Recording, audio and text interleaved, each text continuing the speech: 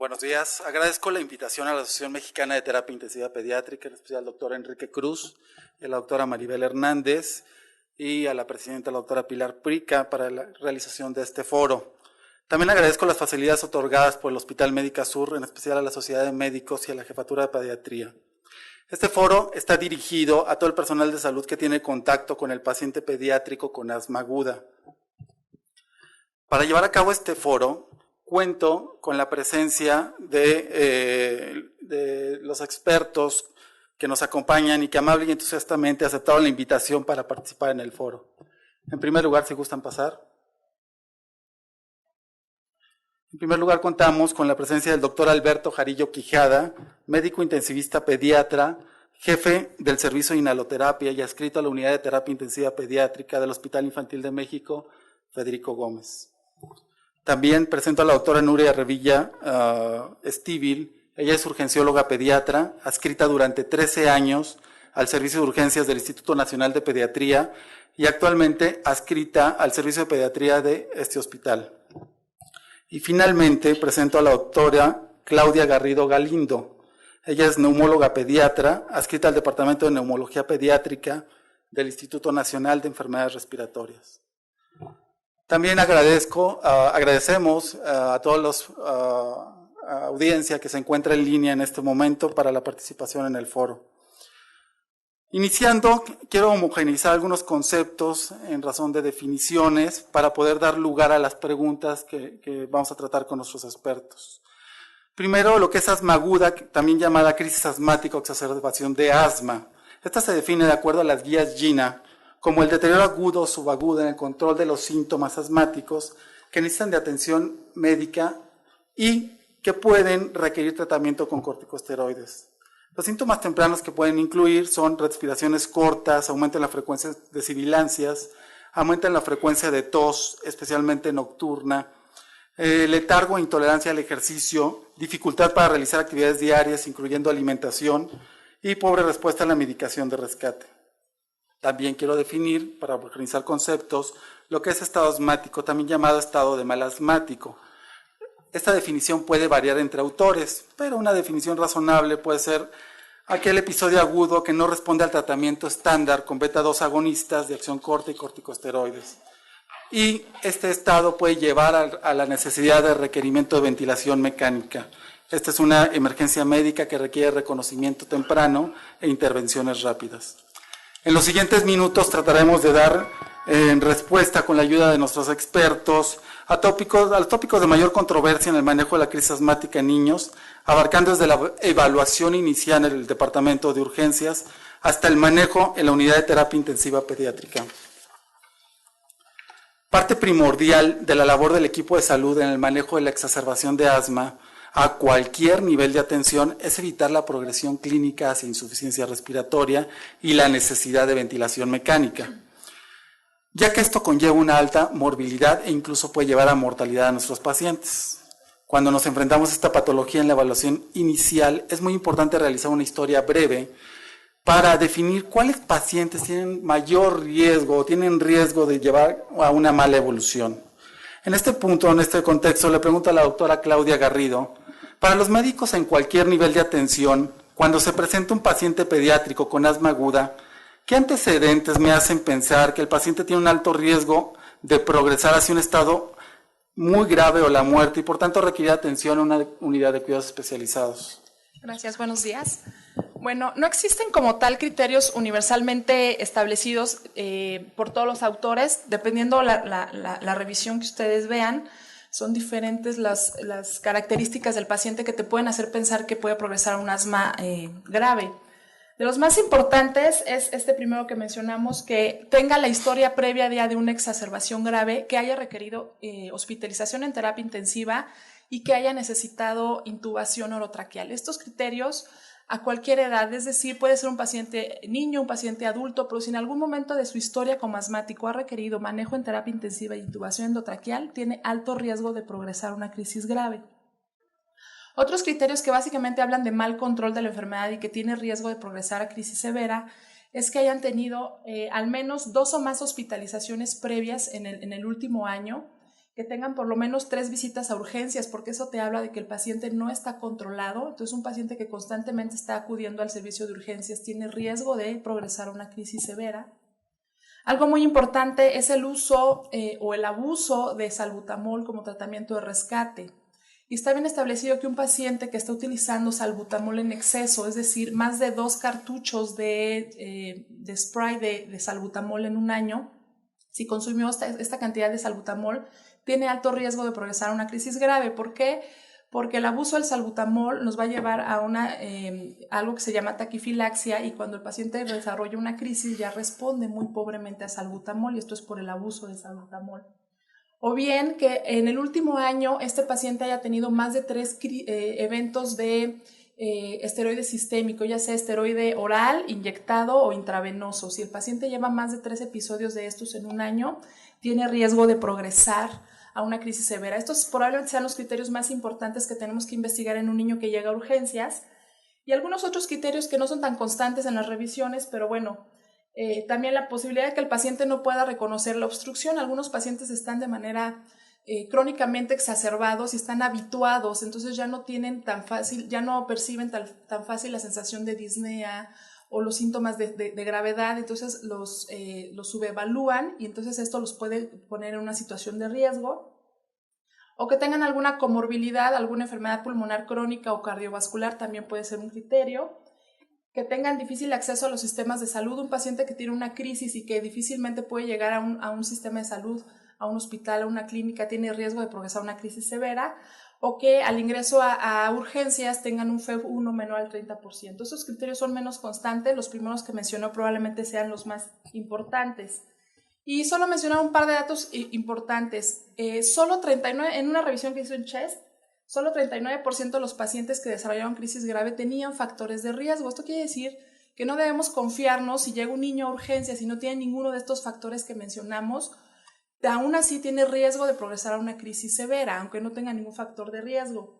Y otro concepto importante es que cualquier severidad de crisis de asma puede progresar a una crisis severa. Es decir, yo puedo tener un niño con asma controlada o un niño con asma leve y sin embargo puede progresar a una crisis severa. Entonces lo importante es no confiarnos en pensar que es un niño que nunca ha tenido exacerbaciones, que siempre se ha mantenido con un asma leve o un asma controlada, también tienen riesgo de desarrollar una crisis. Entonces esas son como las alertas de que no necesariamente hay que tener factores de riesgo y no necesariamente tiene que tener una crisis, un asma severa para desarrollar una crisis severa. Correcto, doctora, muchísimas gracias. Sabemos que los 3 principales factores involucrados en la fisiopatología del asma son espasmo del músculo lisobronquial, edema de la vía aérea o inflamación y obstrucción luminal por producción de secreción excesiva de moco.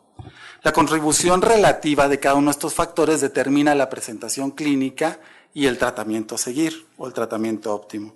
Nuevamente le pregunto a la doctora Claudia Garrida. Fisiopatológicamente, cuando se presenta un paciente pediátrico con asma aguda grave, ¿qué tipos se pueden distinguir? Básicamente se pueden dividir en 2 grupos, lo que es el asma lábil tipo 1 y asma lábil tipo 2, que es la clasificación actual. El asma lábil tipo 1 es la crisis asmática de progresión lenta, que es la más común. Esta más o menos corresponde al 80%. De hecho, la gran mayoría de los pacientes que atendemos en urgencias corresponde a este tipo de asma, que es un asma de progresión lenta. Todos sabemos que el gatillo número 1 para desencadenar una crisis son las infecciones, básicamente virales. Entonces, estos niños son niños asmáticos mal controlados que desencadenan crisis por exposición a alguna infección. Casi siempre estos niños desarrollan crisis porque tienen tratamiento inadecuado, o no tienen apego al tratamiento, o tienen dosis terapéuticas inadecuadas. Eso hace que los pacientes estén progresando a inflamación crónica, y que un bronquio inflamado crónicamente con cualquier infección viral pues va a desencadenar crisis. Y esto es, pues es una progresión lenta. Van a tener pobre respuesta al beta 2. ¿Por qué? Porque como estamos hablando de que esto es una progresión lenta hacia la exacerbación, quiere decir que en estos pacientes predomina la inflamación sobre el broncoespasmo. Más bien están inflamados, y la obstrucción de estos pacientes es por inflamación y por tapones de moco. También participa el broncoespasmo, pero el broncoespasmo tiene un componente poco importante. Entonces son pacientes que están crónicamente inflamados, que cuando llegan a urgencias los nebulizas y responden poco, porque básicamente el problema en ellos es la inflamación. Entonces, por eso se dice que responde un poco al beta 2. Y el otro grupo, que es el que más preocupa, es el asma lábil tipo 2. Esta asma lábil tipo 2 se considera también crisis de progresión rápida y antes se le llamaba asma asfíctica súbita. Esta es la crisis que más preocupa porque progresa en horas. El niño está bien o está asintomático y en cuestión de horas progresa y fácilmente llegan a falla respiratoria. Afortunadamente, estas crisis asfícticas son raras, pero son las que más preocupan porque progresan rápidamente a falla respiratoria en cuestión de horas y pueden fallecer en cuestión de horas una vez que se inicia la crisis.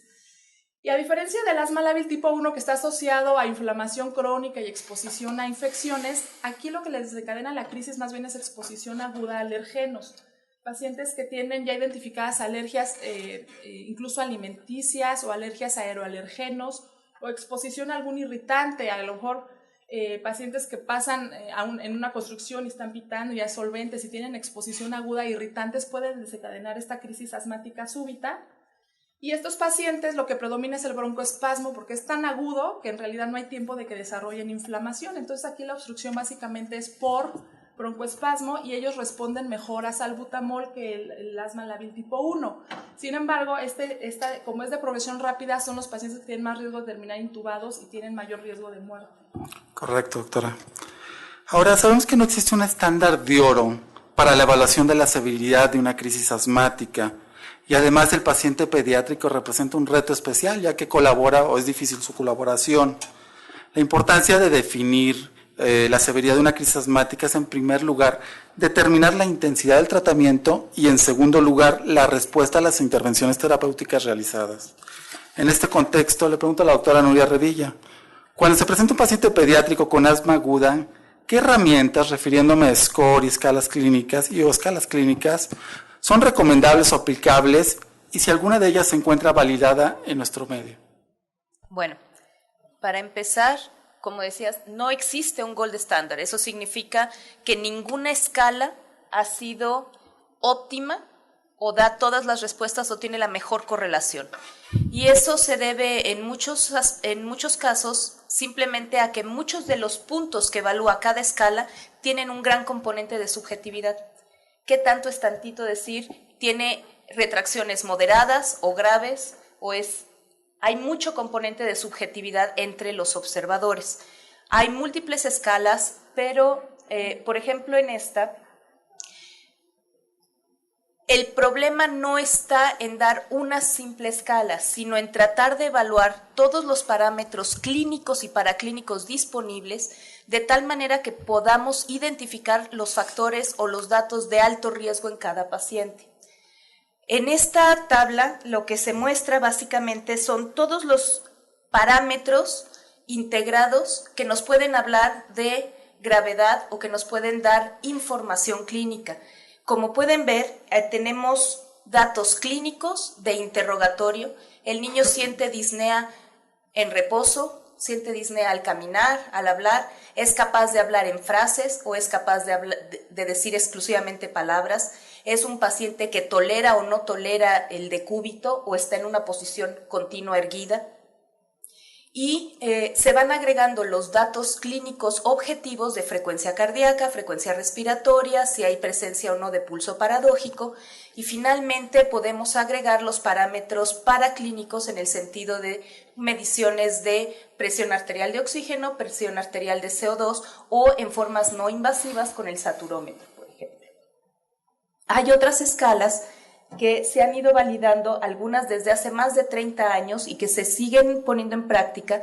La utilidad de estas escalas básicamente es para poder iniciar un tratamiento y para poder dar seguimiento a la respuesta del paciente, sobre todo cuando es un solo observador el que lo está haciendo. Unas de las escalas que han sido más validadas ya en población pediátrica son el PAS y el PRAM, que es esta. Están validadas en población pediátrica. Esta es la que ha dado mejor correlación con espirometría y evolución. Y hay otras más sencillas, como es el PAS, que evalúa solamente 3 parámetros. El problema es que no da una adecuada comparación entre observadores. Lo más importante es tratar de integrar todos los criterios clínicos y poder ir dando una evaluación en cuanto a el seguimiento o la respuesta al tratamiento durante la primera hora. Correcto, doctora, gracias. Continuando con el diagnóstico y de la severidad de asma, le pregunto a la doctora Claudia Garrido, ¿cuál es la evidencia actual sobre la utilidad de mediciones seriadas de función pulmonar, incluyendo tasa de flujo expiratorio pico y volumen expiratorio forzado en un segundo en el paciente pediátrico con exacerbación de asma?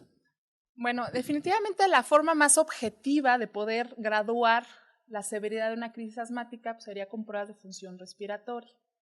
Y los dos parámetros más importantes pues, es el FEV1, que es el volumen expiratorio forzado en el primer segundo, que lo obtenemos con espirometría, o bien un flujo expiratorio pico, que lo obtenemos por flujometría. Estos serían los dos parámetros con los que deberíamos de evaluar la gravedad de la crisis asmática. Ya lo decía la doctora Nuria, que las escalas para graduar la gravedad, pues muchas veces son subjetivas, porque ¿qué tanto es tantito? Para algún médico puede tener ciertas retracciones y para otro tener menos, y además muchos pacientes mal controlados se acostumbran a los síntomas, entonces pareciera que la crisis no es tan severa cuando la realidad es que el grado de obstrucción es mucho más severo de lo que aparenta, porque los pacientes se habitúan. Entonces, lo ideal sería tener mediciones de FEV1 y de PEF, pero el gran problema es la dificultad para tener mediciones confiables. El poder realizar una espirometría necesita mucha cooperación del niño y es una maniobra esfuerzo dependiente. Entonces, es prácticamente imposible obtener un FEV1 cuando el paciente está en una crisis severa. Y también es prácticamente imposible tener una flujometría, aunque es una maniobra mucho más sencilla. Entonces, lo ideal sería tener mediciones de pruebas de función respiratoria para graduar la intensidad, pero la realidad es que es prácticamente imposible obtener mediciones confiables. Entonces aquí es importante lo que nosotros le llamamos entrenamiento previo. Si ustedes tienen un paciente que ya conoce, ya sabe cómo hacer la espirometría, que por lo menos se le hace una espirometría al año, o tienen un paciente que en su casa se monitoriza con flujometría, los niños ya saben hacer la maniobra, entonces es más fácil que puedas obtener una maniobra confiable en urgencias. Pero si el niño está en una crisis severa y en ese momento le estás explicando cómo se hace una espirometría, pues prácticamente imposible. Entonces es importante poder tener entrenamiento previo en los niños para que en caso de que llegaran a hacer crisis ya supieran hacer la maniobra y pudiéramos tener la posibilidad de tener a lo mejor una medición. Si no podemos tener mediciones al momento de la crisis, tiene valor el realizar pruebas de función respiratoria como seguimiento y respuesta al tratamiento. A lo mejor el paciente ya no está en una crisis tan severa y entonces podemos hacer mediciones seriadas para ir valorando la respuesta al tratamiento. Entonces ahí tiene mucho valor hacer pruebas, a lo mejor no la pudimos hacer al inicio por la severidad, pero sí como seguimiento al tratamiento. Entonces esto lo pongo más brevemente, que es cómo se gradúa el grado de obstrucción por FEV1 según la Asociación Americana de Tórax y la Asociación Europea Respiratoria. Para poder tener la graduación de qué tan obstruido está el paciente, independientemente de la clínica que nos muestre, porque a veces no correlaciona la clínica con el grado de obstrucción. Y nada más un par de datos importantes que nos puede dar la flujometría y la espirometría. Si yo tengo un FEV1 o un PEF mayor del 60%, podría dar de alta a mi paciente, siempre y cuando la clínica también corresponda, que no tenga dificultad respiratoria, que sature bien. Y si yo tengo un PEF mayor del 60%, eso es un criterio para el alta. Y si tengo un FEV1 o un PEF menor del 40%, eso es sinónimo de crisis severa y eso es sinónimo de terapia intensiva. Doctora Nuria Revilla, ¿cuáles son las indicaciones para realizar estudios paraclínicos, incluyendo radiografía de tórax y gasometría arterial en pacientes pediátricos con exacerbación de asma? En términos generales, no existen indicaciones para toma de estudios ni de laboratorio ni de gabinete para una crisis asmática no complicada. Hay indicaciones muy puntuales para la toma de laboratorios. Básicamente estamos hablando de biometría hemática cuando hay sospecha fundada de un proceso infeccioso. En los pacientes asmáticos vamos a tener biometrías con leucocitosis prácticamente en todos los casos, aunque no haya proceso infeccioso asociado. Esto se debe tanto al tratamiento como al proceso inflamatorio y al cuadro agudo. No es indicativo de infección. En los pacientes en los que una de dos tenemos sospecha de un diagnóstico diferencial, que hay duda de si hay una obstrucción, que no estamos seguros de que esta crisis, sobre todo en los pacientes sin historia previa de asma, en las que tenemos un cuadro de sibilancias de inicio súbito o de dificultad respiratoria súbita, donde quede duda diagnóstica, puede estar indicada la radiografía de tórax, o en los pacientes en los que sospechamos de una complicación, ya sea infecciosa como un cuadro neumónico o una complicación por fugas aéreas, un barotrauma, una telectasia significativa, alguna complicación sería la única indicación de estudio de imagen. Puede haber indicaciones de otros tipos de laboratorios, básicamente en los pacientes con una crisis asmática severa y que ya nos hablan más bien del estado sistémico del paciente. Por ejemplo, en el paciente crítico puede ser necesaria la monitorización de glucosa cuando estamos utilizando dosis muy altas de esteroide o llevamos mucho tiempo utilizando el esteroide, o es un paciente muy pequeño que ha estado en un tiempo prolongado en ayuno, precisamente por la dificultad respiratoria, puede ser prudente tomar la glucosa. En los pacientes que están con usos prolongados y en altas dosis con beta agonistas y con esteroides podemos tener depresión, sobre todo de potasio, de magnesio, de fósforo, y puede ser conveniente su monitorización. Y el otro estudio paraclínico que puede estar indicado es la gasometría arterial. Muchos autores no recomiendan la toma rutinaria de gasometría arterial aún en los casos de moderado a severos, entre otros factores porque la gasometría arterial por sí misma no es una indicación de toma de conductas, aún para la intubación. La clínica básicamente tiene un peso mucho mayor que el parámetro único de la gasometría arterial. Puedo tener un paciente con una hipoxemia relativa, inclusive con una cierta acidosis respiratoria, que clínicamente consideremos no intubarlo o darle oportunidad de respuesta a un tratamiento intensivo con otras maniobras. Y además sometemos al paciente a un momento de estrés cuando ya tiene una dificultad respiratoria importante. Entonces, muchos autores no recomiendan la toma rutinaria de gasometría. La gasometría arterial puede estar indicada en un caso que no responde en la primera hora de manejo, en aquellos pacientes que desde su ingreso tienen datos de un paro inminente o de una crisis asfíctica, una crisis severa con pocas probabilidades de respuesta para la toma de decisiones o que ayude a la toma de decisiones, pero no como parámetro único. La gasometría nos puede ayudar también a diferenciar en el caso de decidir tomarla entre los diferentes estadios. Algunos autores nos van diciendo en cuanto a gravedad, evidentemente una gasometría arterial con hipoxia y acidosis respiratoria se clasifica ya en severo o paro inminente. Pero básicamente son las únicas indicaciones de estudios. Infinidad de guías en la literatura actual para el manejo de las exacerbaciones de asma o del asma aguda. Para puntualizar una guía a nuestro medio es importante esclarecer controversias de acuerdo a medicina basada en evidencias y a la opinión de expertos. Es bien conocido en el tratamiento de primera línea de las exacerbaciones de asma los medicamentos o las estrategias que se incluyen como primera línea, como son la administración de oxígeno, fármacos beta-2 inhalados de acción corta, en combinación con esteroides sistémicos, lo que está dirigido a revertir la inflamación, el broncoespasmo y la hipoxemia. Doctora Nuria Revilla, le pregunto, ¿en qué pacientes pediátricos con asma aguda la administración de forma continua del salbutamol nebulizado representa una mejor opción que la administración intermitente y cuál sería el momento ideal para iniciarla? Los beta-2 inhalados habitualmente se indican en forma intermitente. La indicación que está más apoyada para el uso continuo o en nebulización continua es aquellos pacientes que, 1, no han respondido a la primera hora de manejo en forma intermitente, o 2, que desde su ingreso tienen un asma o una crisis asmática severa o con factores de riesgo alto. En estos casos, la indicación inicia a 0.5 miligramos por kilo por hora, pero esta puede ser incrementada. En algunos autores hay reportes hasta de 30 miligramos en una hora, pero la mayor parte de los autores sugieren no rebasar 15 miligramos por kilo. Doctora, gracias. Doctora Claudia Garrido, ¿en qué pacientes pediátricos con asma aguda la administración de salbutamol a través de inhalador con dosis medidas representa una mejor opción que la administración mediante nebulización? No, la Existen muchos estudios que han comparado la efectividad de utilizar salbutamol nebulizado o salbutamol con cámara espaciadora. Y bueno, les presentaban los resultados breves de una revisión de Cochrane, donde se reunieron todos estos estudios donde compararon los dos métodos para ver la efectividad.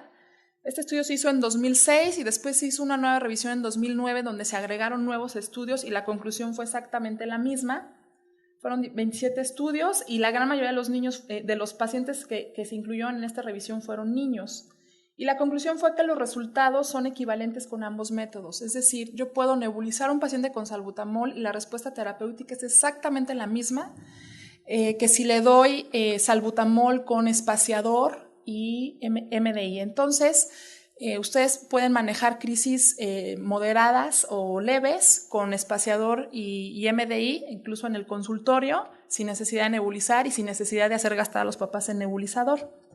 ¿Cuándo está indicado dar nebulización? Cuando la crisis asmática venga acompañada de hipoxemia. Ahí sí es la ventaja del nebulizador porque además de poder dar el salbutamol, pues al mismo tiempo damos oxígeno. Entonces, si el paciente no tiene hipoxemia, perfectamente puede manejar la crisis asmática con espaciador y MDI con la misma efectividad que la nebulización, pero si el paciente ya tiene hipoxemia, que es el caso de todos los pacientes con crisis severa, que es lo que estamos platicando, pues indudablemente tiene que ser nebulizado simplemente porque necesitamos administrar simultáneamente oxígeno. Esa es la única ventaja de nebulizar el salbutamol.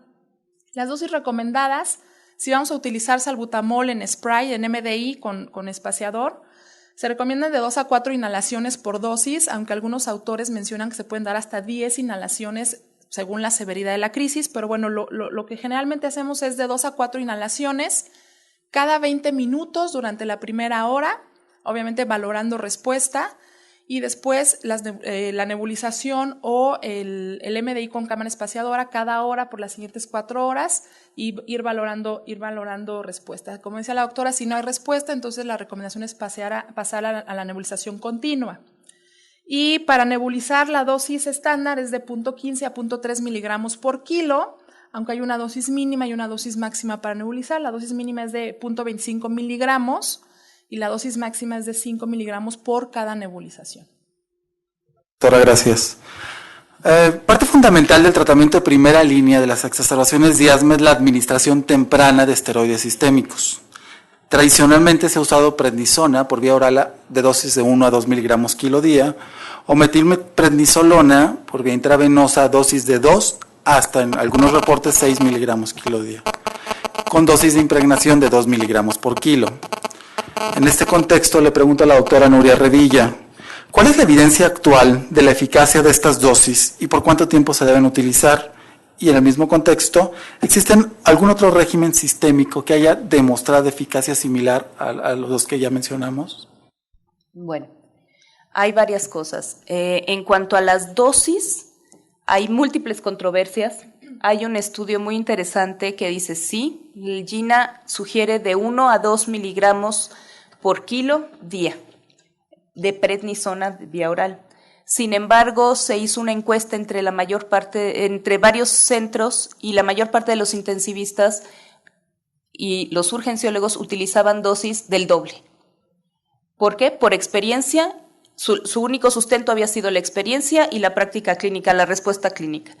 La realidad es que sí, se utilizan dosis de impregnación de 2 miligramos por kilo, ya sea de prednisona, prednisolona en vía oral cuando esto puede ser tolerado, básicamente en los pacientes que no tienen gastroparesia o que no tienen una crisis asmática severa que impida la administración por vía oral, con la misma eficacia de cuando se administra por vía parenteral. Los picos de acción van a empezar su pico a las 4 a 5 horas y el pico máximo, independientemente de que se administre por vía oral o por vía parenteral, sucede entre las 8 y 9 horas, independientemente de la ruta. ¿Cuánto tiempo? Se sugiere que se mantenga el régimen a 1 miligramo kilo dosis cada 6 horas, por lo menos 24 horas en las crisis moderadas a severas, o hasta que haya criterios de espirometría para el egreso y posteriormente continuar con un régimen vía oral a completar 5 a 7 días en casa de prednisolona o de prednisona. Cuando vamos a utilizar el medicamento parenteral se sugieren de 5 a 7 días, aunque hay esquemas que dependiendo de la gravedad y las complicaciones se pueden extender a 10 días o más. Hay estudios recientes donde sugieren que el uso de dexametasona, tanto por vía oral como por vía parenteral, puede permitir un mejor efecto, son efectos equivalentes a la prednisona de 5 días, sobre todo en aquellos pacientes en los que dudamos del apego, en donde yo puedo ponerle una dosis parenteral de acetato de dexametasona a 0.6 miligramos por kilo o 2 miligramos cada 24 horas por 2 dosis y es equivalente en efecto a la prednisona por 5 días, sobre todo en aquellos pacientes en los que dudamos del apego al tratamiento, y también por vía oral la dexametasona puede ser utilizada en regímenes de 2 días con eficacia comparable con los regímenes de prednisona de 5 días. Correcto, doctora, gracias. Doctora Claudia Garrido, en el paciente pediátrico con asma aguda, ¿son de utilidad los esteroides inhalados solos o adicionados a la terapia sistémica? Bueno, hablando de crisis asmática, no hay evidencia que sustente el uso de esteroide inhalado durante el manejo de la crisis asmática. Existen algunos autores que han hecho estudios en donde han tenido que triplicar o cuatriplicar la dosis inhalada para poder igualar la efectividad a la dosis sistémica. Entonces, para que realmente ustedes puedan sacar adelante un niño en crisis severa, necesitan dar 4 veces la dosis inhalada para igualar la dosis sistémica. Entonces, esto en algunos estudios y en algunos otros no se ha podido demostrar que puedas tú revertir una crisis con esteroide inhalado. Entonces, hay muchos paneles que no lo recomiendan. Incluso en las guías de manejo no aparece como manejo de la crisis asmática los esteroides nebulizados. Es muy común la práctica en los servicios de urgencias en donde los nebulizan con salbutamol y patropo y aparte les ponen una ampolleta de fluticasona o una ampolleta de budesonida para potenciar el efecto del antiinflamatorio sistémico y no tiene indicación. Entonces, los esteroides inhalados no sustituyen al esteroide sistémico y tampoco potencian el efecto del esteroide sistémico. Entonces, no es necesario nebulizar y hacer cócteles en urgencias de salbutamol con fluticasona o budesonida porque no tienen ninguna indicación. Crisis asmática es sinónimo, crisis asmática severa es sinónimo de esteroide sistémico y puede ser enteral o parenteral, ya lo decía la doctora Nuria. Igual de efectivo si yo doy esteroide oral, prednisona, a igual de efectivo si doy esteroide parenteral. Las dosis, bueno, ya las mencionó la doctora, prácticamente las mismas. Los regímenes pueden ser de 5 a 7 días y, como decía la doctora, si son crisis severas, algunos autores recomiendan hasta 10 días de esteroide sistémico sin necesidad de hacer disminución gradual por el esteroide. Y bueno, las dosis prácticamente las mismas que mencionó la doctora y nada más agregar hidrocortisona, que también se utiliza a una dosis de 4 miligramos por kilo, pero bueno, la respuesta concreta es no se utilizan esteroides inhalados para manejo de crisis severa. Doctora, gracias. Aunado al tratamiento de primera línea de una exacerbación de asma, es habitual el uso de agentes anticolinérgicos como el bromuro de ipratropio inhalado. Sabemos que estos agentes pueden disminuir secreciones, el edema de mucosa y causar broncodilatación a través de relajación del músculo lisobronquial mediado por el sistema nervioso parasimpático. En este contexto le pregunto a la doctora Nuria Revilla, ¿en qué pacientes pediátricos con asma aguda está indicado iniciar terapia con bromuro de ipratropio? El bromuro de ipratropio se ha documentado que disminuye la necesidad de hospitalización, disminuye los tiempos de hospitalización, pero su eficacia se reduce a las etapas iniciales de la crisis. Es decir, después de 48 horas, su efectividad no es mejor que la del uso de placebos. Algunos autores consideran inclusive que el pico de efectividad, el verdadero uso correcto, digamos, del bromuro de ipratropio se reduce a las primeras 4 a 6 horas del manejo, sobre todo en la crisis leve a moderada. Y exclusivamente en los casos de crisis severas o asfícticas, podemos valorar el uso de ipratropio más allá de las primeras 4 horas de manejo. Eso es lo más sugerido. Hay muy poca incidencia de intoxicaciones por bromuro, pero lamentablemente hay mucho abuso del bromuro de ipratropio. Ocasionalmente se deja inclusive el famoso Convivent, cada hora, o cada 2 horas, o cada 4 horas, por 1, 2 o 3 días, y hay intoxicaciones por bromuro. Entonces, esto es algo que hay que tener en consideración, sobre todo porque su efectividad está limitada a las etapas iniciales de la crisis asmática y posteriormente se reduce significativamente su utilidad.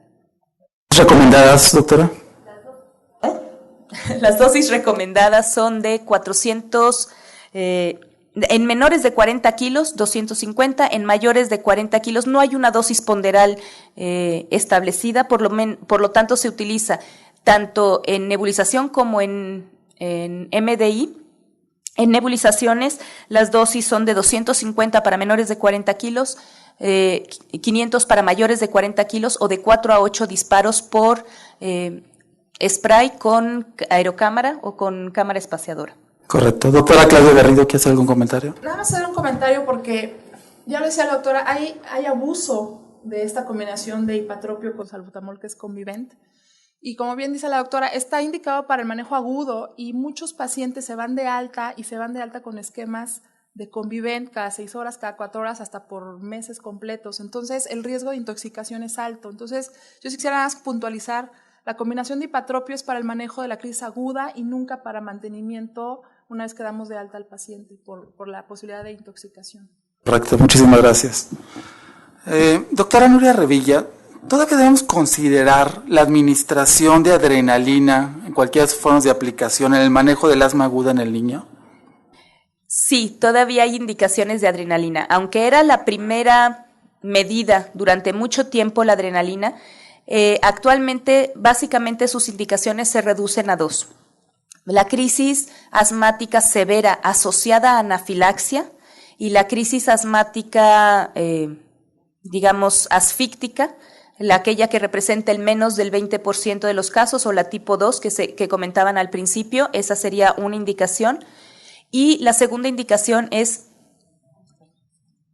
en pacientes menores de 2 años de edad, donde en realidad consideramos que el factor o el elemento o el contributor del broncoespasmo por músculo liso no es igual que en los pacientes mayores. En los pacientes menores de 2 años o preferentemente en aquellos casos del asma del primer año de la vida, el componente de edema de la mucosa suele ser mucho mayor que el componente de broncoespasmo y por lo tanto las indicaciones de adrenalina se reducirían a esas 2 situaciones, a la crisis asociada a fenómenos alérgicos, que es la asfíctica o la anafiláctica, y los menores de 2 años, porque tienen un mejor efecto sobre la obstrucción dado por edema.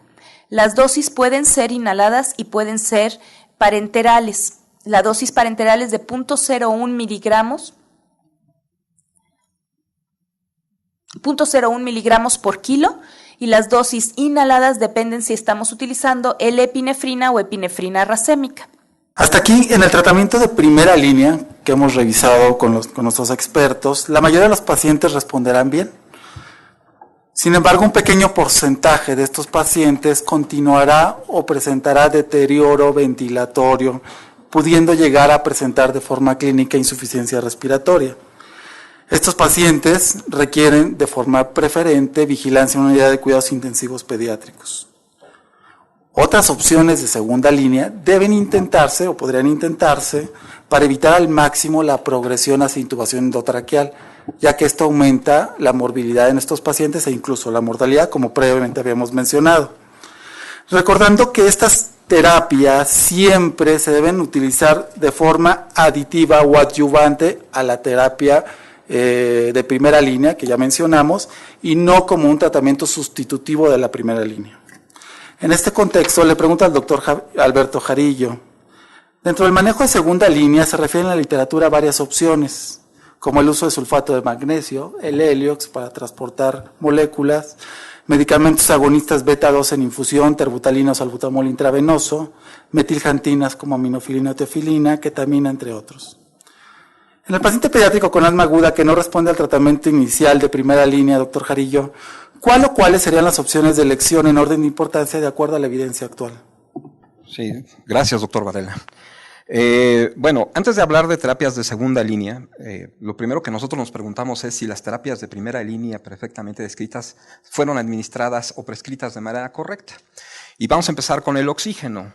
El oxígeno suplementario, siempre y cuando sea humidificado y administrado a una temperatura adecuada, tiene efecto broncodilatador. Si está humidificado, fluidifica secreciones y nos va a ayudar a la movilización de tapones de moco y también mejora a la movilidad ciliar. Nada más quiero exponer aquí que la densidad del oxígeno es más alta que la de la mezcla de aire ambiental que estamos respirando, aproximadamente un 20% más. Si lo damos frío, la densidad es muy baja, muy alta. A 0 grados centígrados es de 1.4, casi 1.5 kilos por metro cuadrado, y si lo calentamos a 25 grados baja la densidad a 1.331 kilos por metro cuadrado, y si lo damos más o menos a 34, 35 grados centígrados con un humidificador que funcione bien y humidificado, podemos ayudar a que el paciente respire un aire menos denso, y con vías aéreas pequeñas va a mejorar un poco ese efecto. Entonces, no es raro que el niño que comienza a tener una mascarilla de no reinhalación con oxígeno se desature más o tenga mayor dificultad respiratoria, simple y sencillamente porque no estamos cuidando el detalle de humidificación y calefacción. Declaro que en este momento no tengo ningún conflicto de intereses, no recibo ni percibo ningún otro apoyo económico. Voy a mostrarles un video de la empresa que nosotros consideramos que actualmente es el top level en cuanto a humidificación de vía aérea. Es un experimento, es el segundo experimento que se hizo a través de tejido vivo de tráquea de cordero neozelandés, en donde ellos se dedicaron a modificar las condiciones, no sé si podemos adelantarlo más o menos por aquí, de el aire que está, al que se está exponiendo esta tráquea. Aquí está la capa de gel que normalmente recubre el epitelio ciliado a nivel traqueobronquial, y a la hora que le demos play, a 25 litros por minuto con una temperatura de 38 grados y una humedad de 100%, aquí hay debritos. A la hora que corramos el video, ¿le podemos dar play, por favor? Esta es la velocidad que... No corre. Play aquí. Está en pausa. Aquí. Ahí está.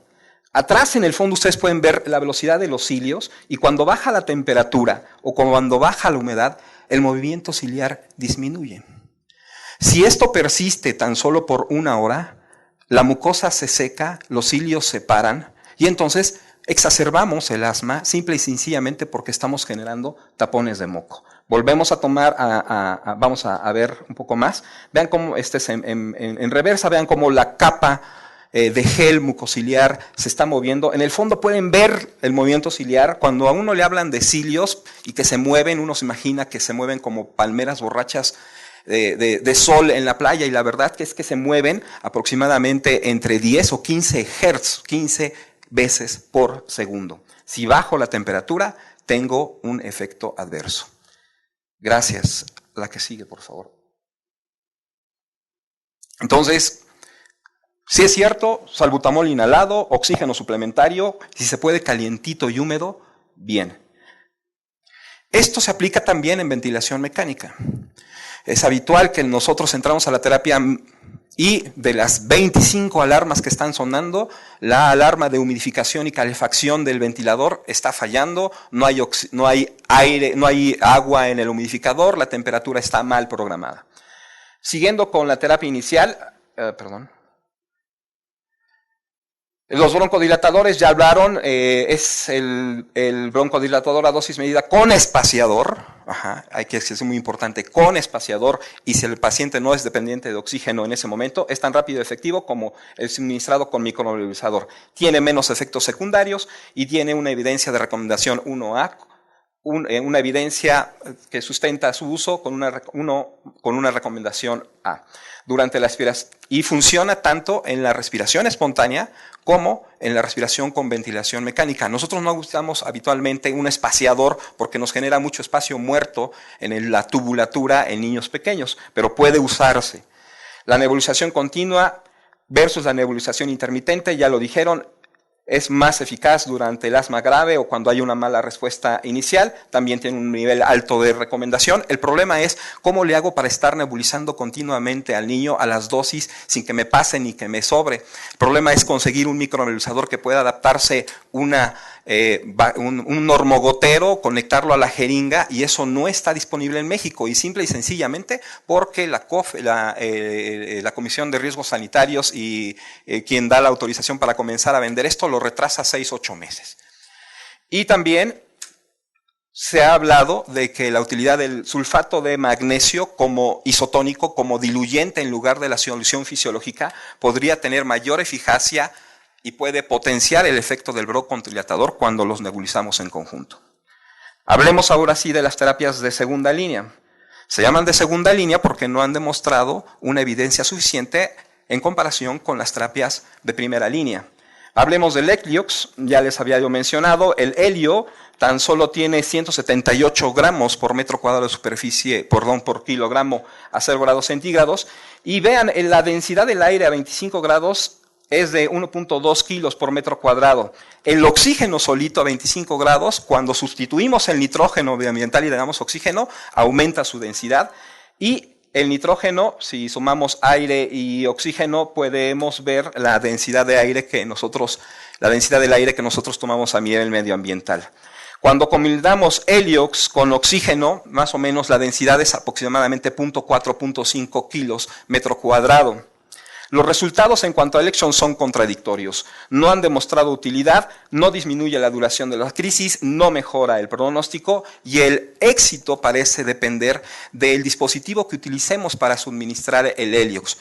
Yo lo puedo suministrar con puntas nasales, y si el niño respira más rápido que el flujo que le estoy suministrando, el Heliox se contamina con aire medioambiental. Si no chilla como gato, no está recibiendo un flujo adecuado de Heliox y por lo tanto no va a mejorar. Hay quien ha intentado poner un casco para aislarlos del medio ambiente, pero las tasas de flujo que se requieren para saturar ese casco y aislarlo del medio ambiente son muy altos.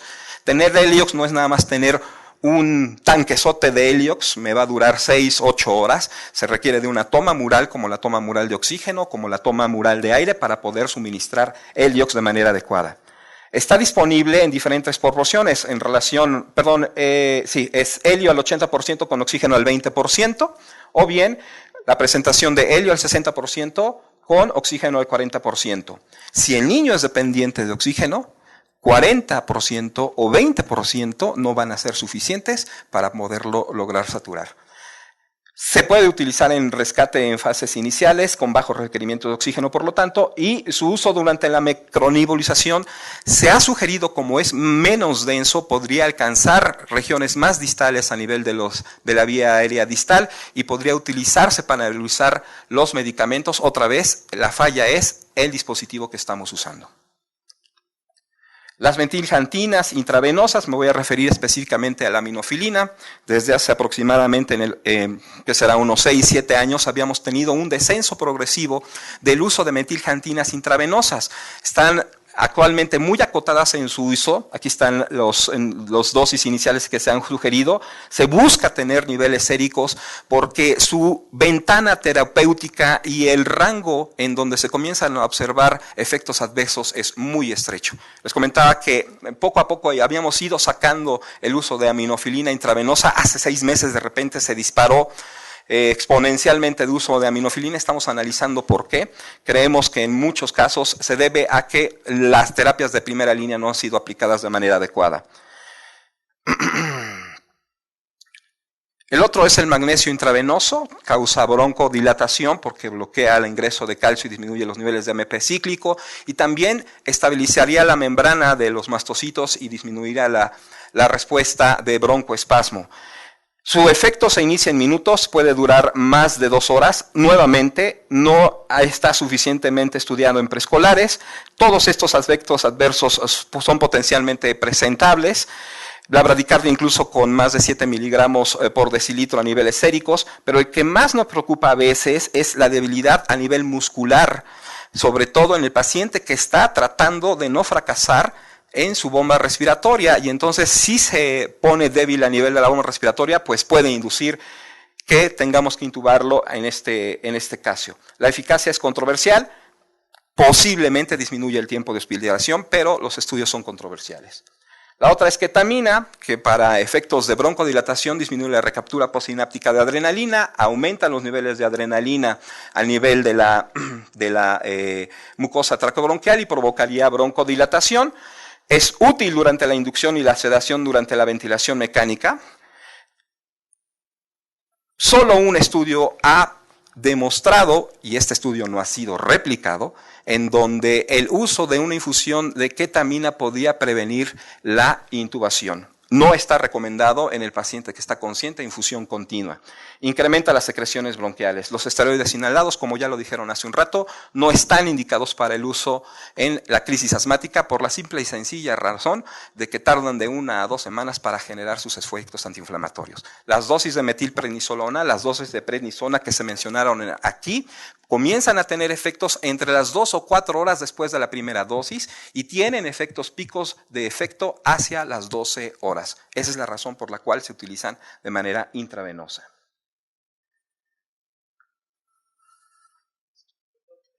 De recomendación, evidentemente hay que ajustar al paciente, etcétera. Entiendo que el sulfato de magnesio sería prácticamente como tratamiento coadyuvante de la primera línea. ¿En qué tratamiento escogería primero en orden de importancia para tratar como segunda línea? Pues por disponibilidad, a lo mejor el salbutamol intravenoso. A lo mejor alcanzaría mejores niveles por vía sistémica en aquellas regiones en donde no ha podido alcanzarse por vía inhalada. Pero sabemos perfectamente bien que la dosis inhalada es mucho mejor, ¿verdad?, con menos efectos adversos que la dosis intravenosa.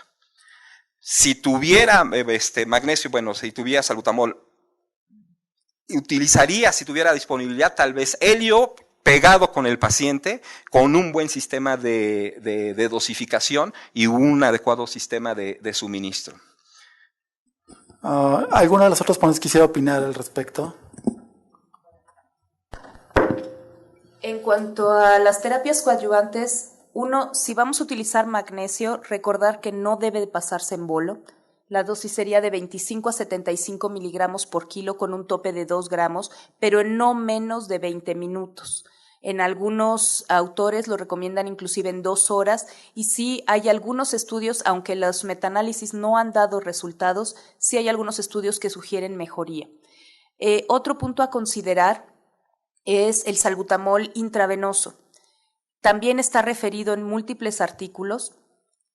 Puede darse el caso, sobre todo en las crisis asmáticas muy severas, en donde tal es la obstrucción de la vía aérea que simplemente no se absorben los beta-agonistas por vía inhalada. Hay una entrega ineficaz del medicamento y por lo tanto puede ser la causa de que no se vea una respuesta, además de poder ser el tipo 1 que se discutía inicialmente.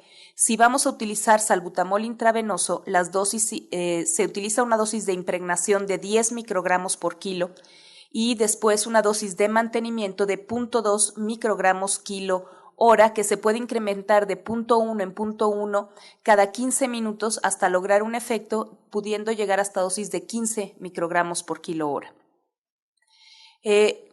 Clínicamente es cierto que muchos artículos no dicen, la bibliografía no apoya o no ha habido estudios de revisión que apoyen el uso de Heliox.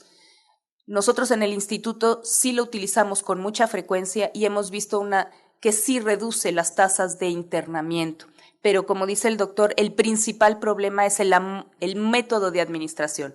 Cuando nosotros lo hemos utilizado, no lo hemos utilizado como terapia única, sino exclusivamente como vehículo para administrar el beta-agonista con o sin bromuro dipatropio.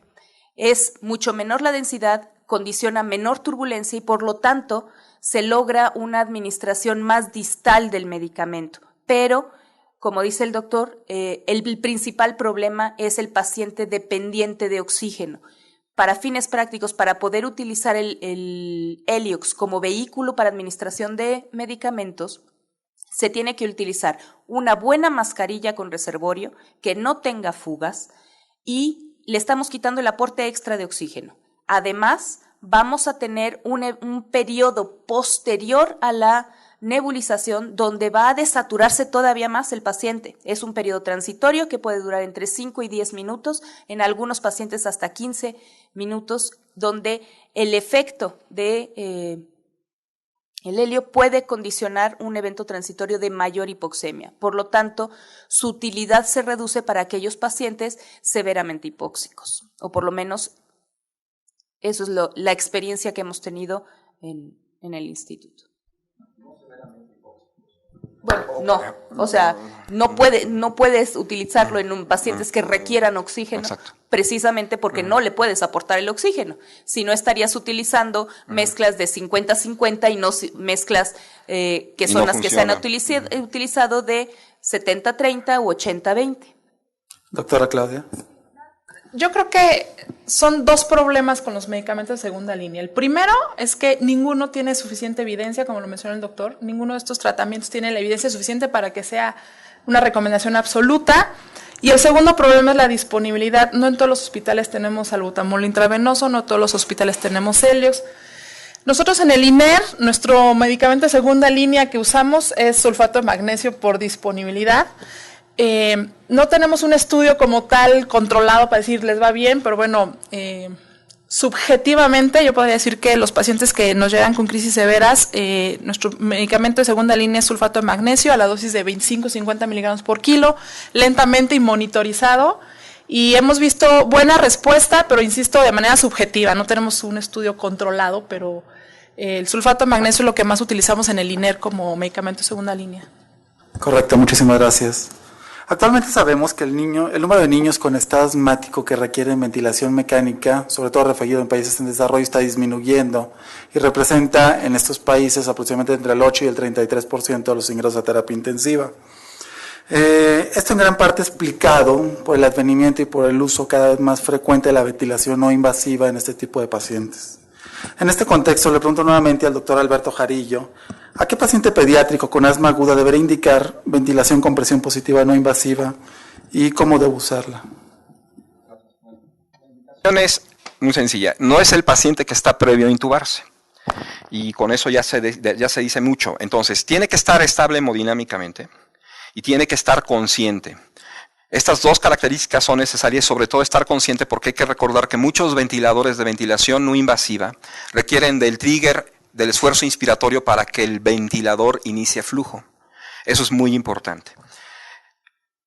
Los criterios donde se ha visto éxito en un estudio publicado recientemente en 2012 es en aquellos pacientes que no han mejorado durante la primera hora y estoy pensando ya utilizar ventilación no invasiva dentro de las primeras 2 horas de manejo en urgencias. Entonces, los criterios de éxito van a ser una intervención temprana, que el personal tenga experiencia, esté comprometido y esté al pendiente, que esa es otra de las cosas, y también, otra vez, cómo lo estoy dando y que tenga una adecuada interfase, porque si tengo una mascarilla que simplemente no se adapta a la fisonomía que tiene la cara del niño, lo único que voy a lograr es úlceras o conjuntivitis o úlceras corneales. Entonces, no es nada más llegar y poner ventilación no invasiva, pero los dos criterios básicamente son, evidentemente, que no esté asfíctico y que tenga un estado de conciencia adecuado y que tenga estabilidad hemodinámica.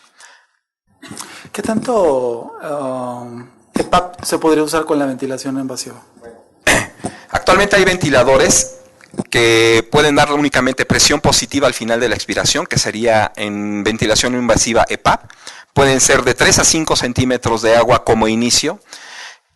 Fisiopatológicamente pasa lo mismo que durante la ventilación mecánica, una presión positiva. Si el comportamiento y la presión intrapulmonar, lo que se conoce como hiperinsuflación dinámica, está provocando un colapso de las vías aéreas terminales y ese colapso funciona como válvula, puede ser suficiente como para, con una presión positiva al final de la expiración, permeabilizar y ecualizar o igualar la presión de la vía aérea con la presión alveolar y favorecer la salida del volumen de gas exhalado, 5 centímetros de agua.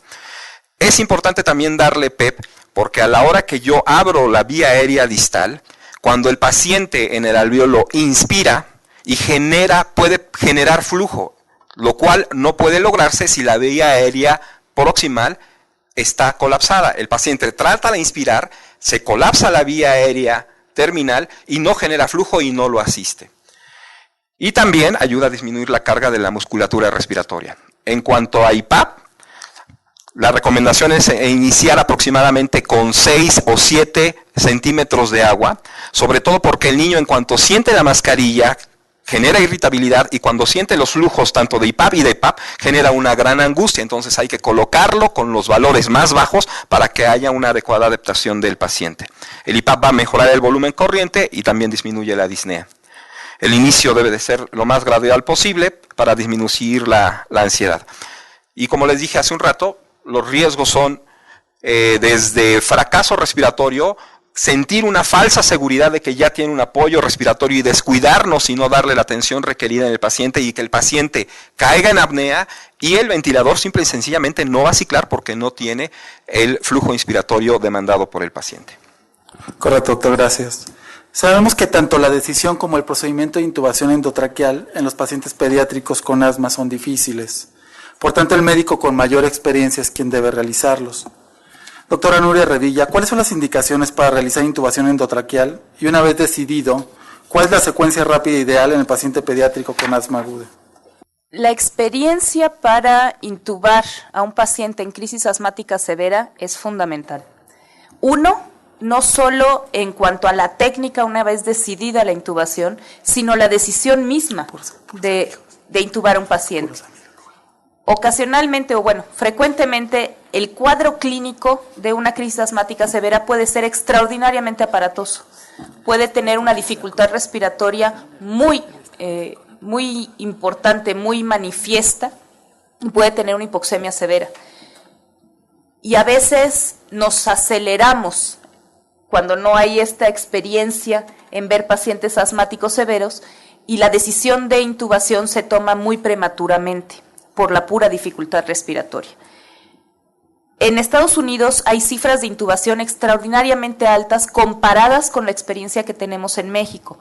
Se habla de intubaciones hasta del 5-10% de los pacientes con crisis asmática severa y sin embargo, haciendo cuentas de cuántas veces hemos visto pacientes intubados, por lo menos en urgencias del instituto, estábamos haciendo cuentas que me tocó ver 5 pacientes en 18 años.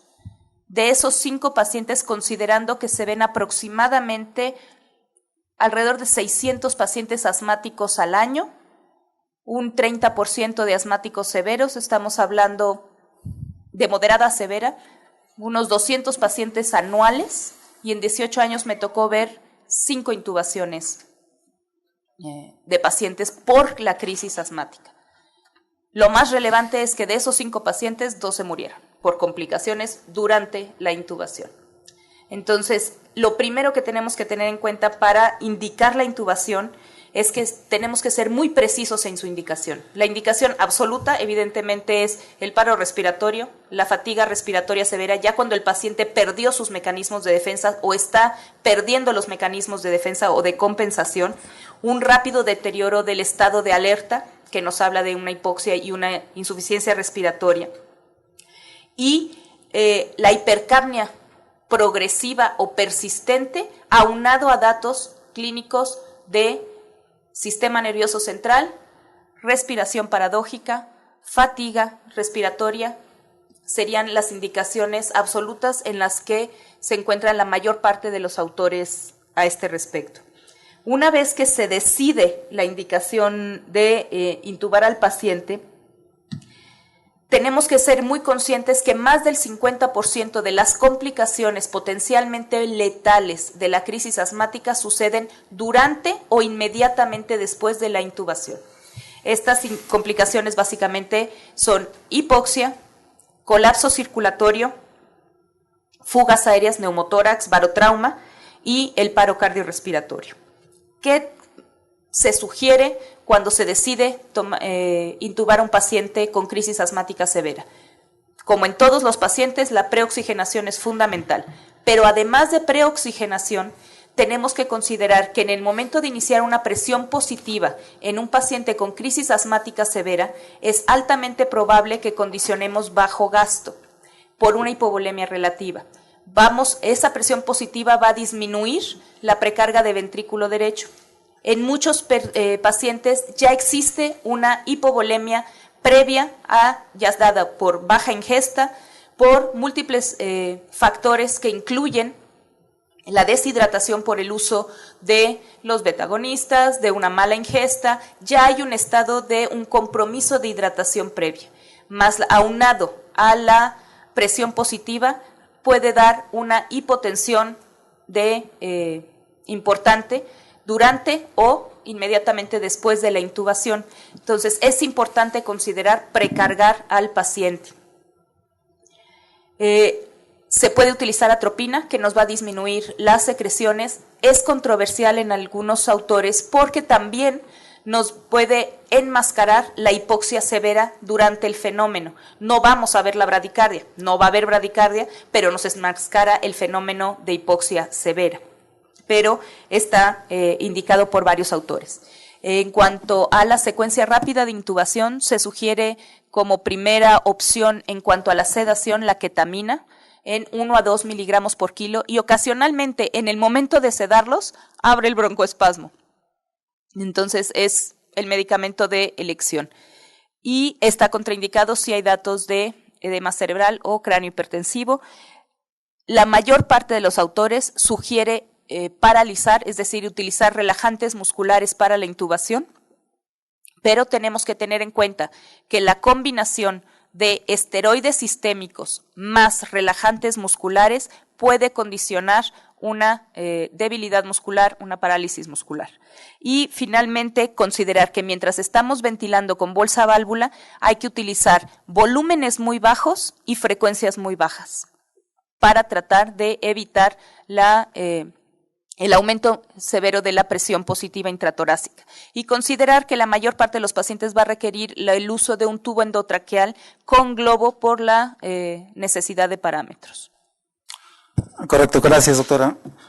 Doctor Alberto Jarillo, sabemos que la ventilación mecánica en el paciente con estado asmático representa un gran reto para el equipo de salud que brinda atención en la unidad de terapia intensiva.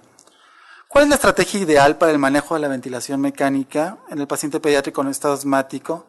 Y en este contexto, ¿cuál es el sustento fisiopatológico, aunque hablé un poco de él con la ventilación no invasiva, para agregar presión positiva al final de la aspiración? Bueno, ya desde que se publicó el estudio de ARCNet, hace más o menos ya 10 años, la estrategia para estos pacientes y para cualquier paciente que sea sometido a ventilación mecánica es la estrategia de protección pulmonar. Esto implica bajos volúmenes corrientes, sea un problema obstructivo tan grave como un asma, o sea un problema restrictivo tan grave como un SDRA.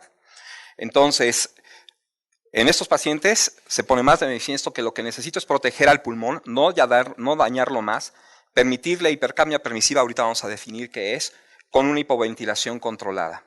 Los objetivos durante la ventilación mecánica es corregir la hipoxemia, ese es el fundamental.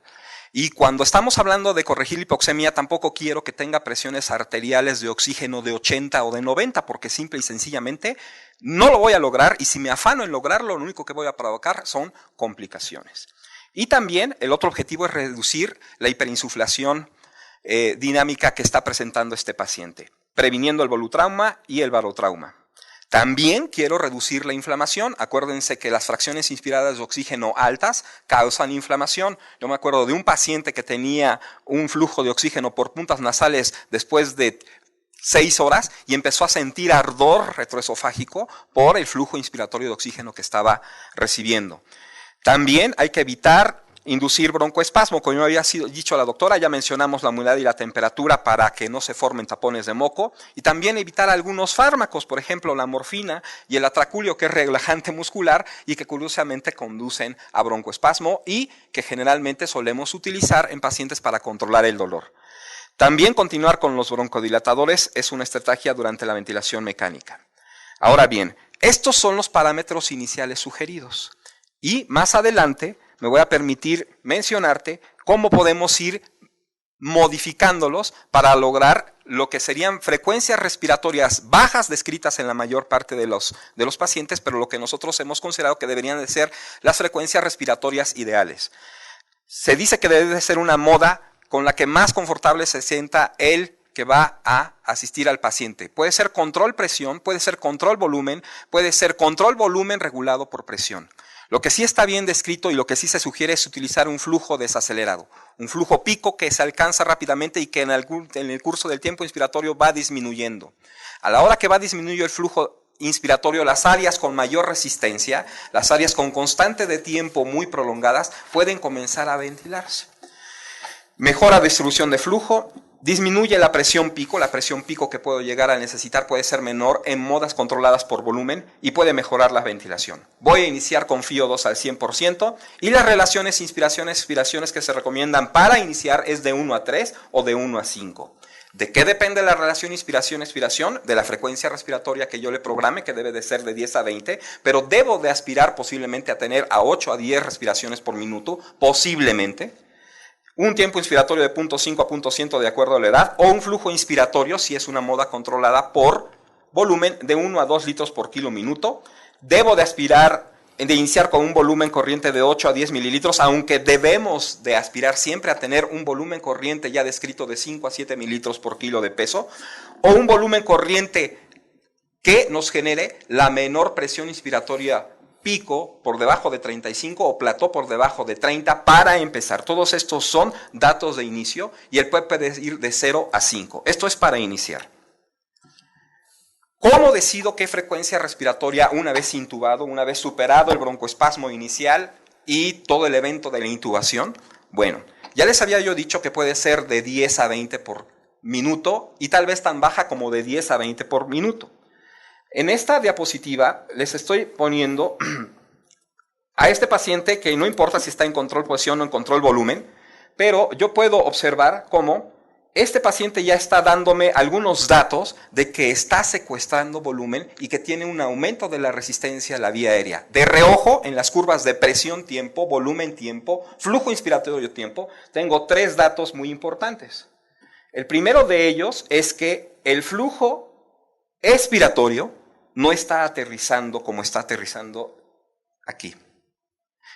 Este flujo expiratorio fue interrumpido por la siguiente inspiración. Y aquí lo puedo ver, este volumen expiratorio, aquí este es el volumen inspirado que fue más o menos, lo ven ahí, más o menos 100 mililitros. Cuando comienza a exhalar, el tiempo expiratorio se prolongó tanto que el siguiente inspiración está interrumpiendo la exhalación. Esta pequeña proporción o cantidad de volumen que no logra alcanzar la basal cero, inspiró 100, pero a lo mejor está expirando únicamente 90 o 95 mililitros, es el volumen que se está secuestrando en cada respiración. Si tiene acidosis respiratoria, y como les enseñamos a la mayoría de los residentes, si tiene acidosis, auméntale la frecuencia respiratoria, cada vez voy a meter más respiraciones y cada vez voy a condicionar más hiperinsuflación dinámica. Si ajusto la frecuencia respiratoria de tal manera que yo le dé el tiempo expiratorio ideal, no 1 a 3, no 1 a 4, no 1 a 5, el ideal en donde yo vea que el flujo expiratorio llega a 0 y el volumen expiratorio llega a 0, y ahí meto el siguiente respiración, es poco probable que no alivie la hiperinsuflación dinámica. El volumen que ya esté secuestrado difícilmente lo voy a exhalar, pero por lo menos no voy a seguir condicionando más retención de volumen. Por otro lado, si prolongo mucho el tiempo expiratorio, si le bajo mucho la frecuencia respiratoria, si le acorto mucho el tiempo inspiratorio, puede ser deleterio para el paciente también. Este paciente, en este caso, la frecuencia respiratoria es tan baja, el flujo expiratorio ya llegó a 0, el volumen exhalado ya llegó a 0, y hay un tiempo expiratorio en donde no está pasando absolutamente nada, no está exhalando y tampoco se está deshaciendo de más. Este paciente se puede beneficiar, si tiene acidosis respiratoria, de aumentar frecuencia respiratoria si sigue en acidosis, porque el siguiente disparo lo voy a meter en esta situación. Esto es de reojo, se puede ver en la pantalla del ventilador y rápidamente puedo llegar a tomar una decisión.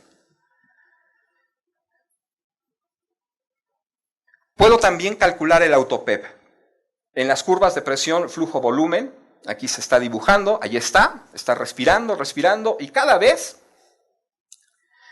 que respira yo veo que la respiración subsecuente está interrumpiendo el flujo y la exhalación de volumen de la respiración precedente. Otro dato que también es importante, ya lo mencioné, otro dato que también es importante es que si ustedes ven aquí el flujo expiratorio, Generalmente el flujo expiratorio puede ser por lo menos igual al flujo inspiratorio o 1.5 veces o 2 veces más. Es decir, este flujo expiratorio debería estar cayendo aquí. El flujo expiratorio en este caso, por la obstrucción a la exhalación, está desacelerado. Entonces, estos 3 datos, como monitoreo inicial, pueden darle a uno la idea de que está ocurriendo hiperinsuflación dinámica, y lo que yo tendría que hacer en este momento es prolongar el tiempo expiratorio o bajar el volumen corriente o acortar el tiempo inspiratorio. Puedo también, los ventiladores actuales vienen equipados con algo que se llama pausa inspiratoria y pausa expiratoria. La pausa expiratoria puede ayudarme a calcular el valor de autopep y por lo tanto la hiperinsuflación dinámica. Sin embargo, hay que hacer una consideración. La vía aérea terminal se ha descrito en los pacientes con asma o en los pacientes que presentan obstrucción que puede tener 2 comportamientos. Una es un comportamiento de un tubo rígido, que entra el flujo y sale el flujo sin colapsarse. Otro comportamiento es un tubo que es flexible y colapsable. Cuando aumenta la presión circundante a nivel del tórax, con la presión positiva venzo la inspiración, pero en el momento de exhalar, con el aumento de la presión intratorácica, la vía aérea terminal se colapsa. Es importante hacer esta diferencia porque una maniobra de pausa inspiratoria para calcular el autopip en los pacientes que tienen un comportamiento de vía aérea terminal colapsable, a lo mejor no se ve el autopip. ¿En qué consiste el autopip? Presiona un botón de pausa expiratoria, el ventilador hace una maniobra y entonces da un brinco en la presión de PEP que normalmente se está registrando y se da este pequeño escalón. Este es el PEP que yo estoy programando, en este caso posiblemente 2 o 3 centímetros de agua, y en este caso está generando 1 centímetro de agua extra al valor de PEP que yo programé. Este es el autopep. El PEP real que tiene este paciente está cerca de 4 centímetros de agua. Pero hay ocasiones en donde yo puedo tener programado 3 y se puede ir a 8 o 10 centímetros de valor total de PEP. Es decir, puede tener un PIP intrínseco de 7 centímetros de agua. La que sigue. ¿Qué otra cosa puedo utilizar para saber qué tan hiperinsuflado está el paciente? Bueno, puedo hacer una maniobra de volumen pulmonar al final de la expiración prolongada. La maniobra es muy sencilla, es medir pasivamente el volumen exhalado total después de una apnea prolongada que puede ser de 20 a 60 segundos. ¿Y cómo lo hago? Tengo programado 20 o 10 de frecuencia respiratoria, programo durante 20 segundos una frecuencia respiratoria de 3 por minuto, va a lanzar un disparo y va a esperar 20 segundos antes de generar el siguiente disparo. Y lo que hace el ventilador es que comienza a dar más tiempo y con este tiempo que yo prolongo puedo darme cuenta cuánto se está tardando en exhalar. El volumen tidal programado, que fueron 100 en este caso, hasta aquí está aterrizando, y cuánto tiene de volumen secuestrado a nivel pulmonar. Normalmente, esto debe de estar por debajo de 20 mililitros por kilo. No el volumen corriente. A lo mejor yo programo un volumen corriente aquí de 5 mililitros por kilo de peso, el programado, que sería hasta aquí. O de 10 mililitros por kilo de peso. Lo que estoy haciendo es sumar el volumen tidal exhalado y lo que estoy haciendo es prolongar el tiempo expiratorio lo suficiente para ver cuánto volumen secuestrado estoy teniendo. Si la suma de estos dos es de más de 20 mililitros por kilo de peso, este valor sí tiene una mayor correlación con datos de volu y barotrauma. Otro es la presión meseta, es un buen estimador de hiperinsuflación. La presión meseta se hace solo en moda controlada por volumen, se hace una pausa inspiratoria y si el valor de presión meseta es más de 30 o 35 centímetros de agua en un paciente con estado asmático y obstrucción, seguramente tiene hiperinsuflación dinámica. La otra es la diferencia entre la Pimax y la presión meseta. Aquí hago una presión meseta, hago una pausa inspiratoria.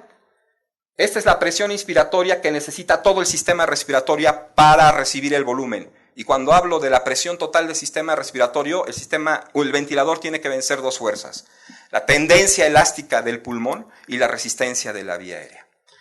Cuando hay una diferencia, sube la presión pico en moda control, esta no es la misma, de repente se pone mal, retiene CO2, se desatura, hizo broncoespasmo, bueno, pues puede hacer una presión meseta, subió la presión pico, pero la presión meseta, en este caso, que es la presión necesaria para distender el alveolo, se mantuvo estable. Este aumento de la presión pico que yo estoy viendo, a lo mejor muy discreto, de 3 centímetros de agua, se debió a un aumento de la resistencia de la vía aérea. Si la presión meseta o la diferencia presión pico, presión meseta, aunque suba la presión pico, la presión meseta la sigue y la diferencia sigue siendo aproximadamente de 5 centímetros de agua, el problema es un problema restrictivo. ¿Hizo neumotórax o está evolucionando a SDRA? Y creo que me preguntaste del sustento fisiológico para el uso de PEP. Ya les había yo mencionado que usar PEP depende de cómo se está comportando la vía aérea terminal del paciente. ¿Tiene colapso telespiratorio? Si tiene colapso telespiratorio, colocarle un valor de PEP puede contribuir a la hiperinsuflación dinámica. Por lo tanto, debo programar un PEP bajo, de 0 o fisiológico. Si tiene colapso telespiratorio, es decir, insufla y a la hora que viene la expiración se colapsa la vía aérea terminal, entonces el PEP puede equilibrar la presión de la vía aérea distal y de la presión alveolar. Puedo ir haciendo incrementos progresivos de PEP hasta valores de 8 a 10 centímetros de agua. Esto no quiere decir que ayude a aliviar la hiperinsuflación dinámica. Esto lo voy a saber si el volumen corriente expirado disminuye, si la presión meseta disminuye, es decir, de estar hiperinsuflado y una presión muy grande para distender este alveolo, necesito cada vez menor presión meseta. Y si disminuye el esfuerzo del paciente para iniciar la ventilación, cuando lo paso de ventilación controlada a ventilación asistida. La pregunta es, ¿cómo le hago para saber cuál es el comportamiento de la vía aérea terminal? ¿Se está comportando como un tubo rígido o se está comportando como un tubo colapsable? La maniobra que se ha sugerido es prolongar el tiempo expiratorio, bajando frecuencia respiratoria, cortando tiempo inspiratorio. Mido la presión meseta que tengo antes. Si después de comprarle tiempo expiratorio al paciente, veo que ya no estoy generando en las curvas de presión-volumen, no estoy interrumpiendo el flujo, ni se me está secuestrando volumen, y le repito de nuevo la pausa y mido de nuevo la presión meseta, y veo, perdón, la presión de autopep, tenía 10 y baja al PEP programado o disminuye, pero la presión meseta se queda igual, tengo un comportamiento de tubo colapsable. Hay otra estrategia, está descrita aquí. Lo que hago es programar un PEP de 0. Genero la pausa inspiratoria y veo qué autopep tiene. Está cerca de 4 o 5 centímetros de agua. Programo este valor de PEP, esta presión de autopep, lo programo en el ventilador, lo dejo ventilar aproximadamente 2 minutos, repito la pausa inspiratoria y si se vuelve a brincar de 5 a 10, de 5 a 8, el comportamiento es un tubo rígido y no le conviene ponerle PEP. Si hago la maniobra, calculo el valor de PEP, este valor de autopep, lo programo como PEP programado, hago la pausa inspiratoria y se mantiene estable, a este paciente puede convenirle ponerle un valor de PEP similar al que ya le programé o irlo incrementando progresivamente. Esto es lo que estamos haciendo actualmente en el hospital y muchas veces la necesidad de metilxantinas intravenosas colocando PEP, salbutamol intravenoso colocando PEP, acaban resolviendo el problema en 6 a 8 horas y en 6 a 8 horas se acabó aminofilina, metilxantinas, salbutamol e infusión continua.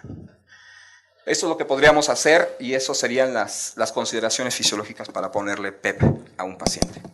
Muchísimas gracias, doctor. Paralelamente al manejo de la vía aérea y la ventilación, ¿qué consideraciones a nivel cardiovascular hay que tener en cuenta en el manejo del estado asmático? Y aprovecho para en esa misma pregunta a la doctora Marisela García Arellano del Hospital de Hidalgo, de la Secretaría de Salud. Pregunta también cuál es su opinión en soporte inotrópico, si el paciente lo requiere, de utilizar milrinona o dobutamina en el paciente crítico con asma grave. Bueno, En resumen, ¿qué pasa? En general se genera bajo gasto, puede ser porque esté deshidratado previamente, la hiperinsuflación dinámica disminuye el retorno venoso, la hipoxemia y la acidosis condicionan hipertensión pulmonar y entonces hay bajo gasto cardíaco derecho porque enfrenta una mayor poscarga, hay aumento de la presión telediastólica del ventrículo derecho, se comienza a distender, aunque tiene bajo retorno venoso, si tiene hipertensión pulmonar o tiene que enfrentar una poscarga por la hiperinsuflación dinámica, el ventrículo derecho comienza a distenderse, se desvía el septum interventricular hacia la izquierda y compromete la función telediastólica del ventrículo izquierdo. Además, si insisto en ponerle medicamentos intravenosos, también le condiciono taquicardia, le acorto el tiempo diastólico y entonces también disminuyo el volumen diastólico final y disminuyo también la fuerza de contractilidad del ventrículo izquierdo. Entonces, primero, lo más adecuado sería volumen. En relación en específico, si necesito utilizar un inotrópico porque tiene bajo gasto, porque ya lo corroboré por lo menos con una reserva venosa, entonces podríamos utilizar preferentemente la amina que menos consumo de oxígeno tenga. Idobutamina condiciona una gran taquicardia y entonces iríamos primero con milrinona. En este caso, posiblemente, además de que ayudaría a mejorar el inotropismo del corazón, pues también ayudaría como inodilatador a nivel pulmonar. Correcto, doctor, gracias. Siempre y cuando esté bien precargado. Claro. Finalmente, si no, ya tengo terapias de primera línea, utilicé de forma adecuada. Mi paciente está ventilado mecánicamente, utilicé algunas estrategias de segunda línea y mi paciente no está mejorando, sigue con deterioro ventilatorio y probablemente hemodinámico. ¿Tengo alguna otra estrategia, doctor, a seguir? Doctor Jarillo. Y la pregunta es, ¿sigue siendo broncoespasmo o es broncoespasmo y otra cosa? Los pacientes que hemos visto a veces, a lo mejor muy pequeños, que a lo mejor no son clasificados como crisis asmática, a lo mejor hiperreactores bronquiales, ¿verdad? Muchas veces llegan con bronquiolitis obliterante.